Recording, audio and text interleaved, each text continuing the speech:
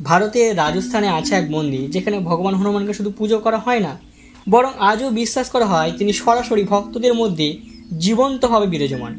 এই মন্দিরের নাম সলসার বালাজি মন্দির। কেন এখানে মিষ্টি প্রসাদ দেওয়া হয় না, কেন এখানে প্রবেশ করার পর অসংখ্য মানুষ অলৌকিক অভিজ্ঞতা পান, আর কেনই বা বিজ্ঞান আজও এর রহস্য ভেদ করতে পারেননি, আসুন জেনে নিই সেই সলসার বালাজি মন্দির আসল রহস্য।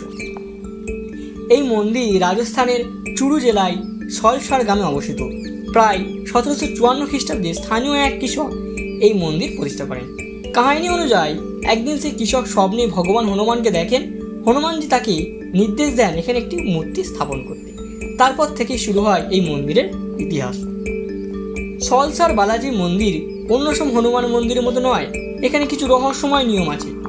এক, এখানে মিষ্টি নয়, শুকনো লঙ্কার গমের রুটি প্রসাদ হিসেবে দেওয়া হয়। বিশ্বাস করা হয় লঙ্কা দিয়ে হনুমানজি দুষ্ট আত্মা ও অশুভ শক্তিকে দূর করে। দুই, মন্দিরের ভেতরে কোনো ছবি বা ভিডিও তোলা যায় না। ভক্তদের মতে এটা মন্দিরের অলৌকিক শক্তি রক্ষা করার জন্য। তিন, অনেকেই বলেন ভক্তদের গায়ে ভূত প্রেত বা অশুভ শক্তির প্রভাব থাকলে এখানে ঢুকতেই তাদের শরীর কেঁপে ওঠে আর পূজার পর সব শান্ত হয়ে যায়। হাজার হাজার মানুষ দাবি করেছেন ডাক্তার বা ওষুধে কাজ না করলে এখানে এসে তারা মুক্তি পেয়েছে। অনেক ক্ষেত্রে ভক্তরা বলেন পূজার সময় তাদের শরীর কাঁপতে থাকে, কেউ চিৎকার করেন, কেউ অজ্ঞান হয়ে পড়েন, কিন্তু পূজা শেষে সব শান্ত হয়ে যায়।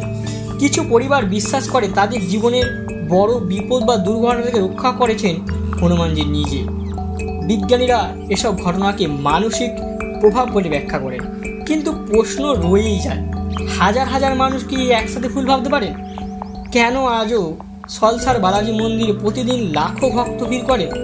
আর কেন এই মন্দিরের ভেতরে ঢুকলে মানুষ এক অদ্ভুত শক্তি অনুভব করে? সলসার বালাজির এই কাহিনী আমাদের শেখায় ভক্তি আর বিশ্বাস মানুষের মনে অসাধারণ শক্তি জাগে। নেগেটিভ শক্তি যতই বড় হোক, হনুমানজির আশীর্বাদে তার দূর হতে বাধ্য। আর ভক্তি যদি সত্য হয় তাহলে আজও ভগবান জীবন্তভাবে আমাদের মাঝে থাকেন। আপনার কি মনে হয় সলসার বালাজি মন্দির কি সত্যি অলৌকিক শক্তির আধার, নাকি এটা মানুষের বিশ্বাস আর ভক্তির অসীম শক্তি? কমেন্টে জানাতে অবশ্যই ভুলবেন না। আর যদি ভিডিওটি ভালো লেগে থাকে তাহলে লাইক, সাবস্ক্রাইব আর অবশ্যই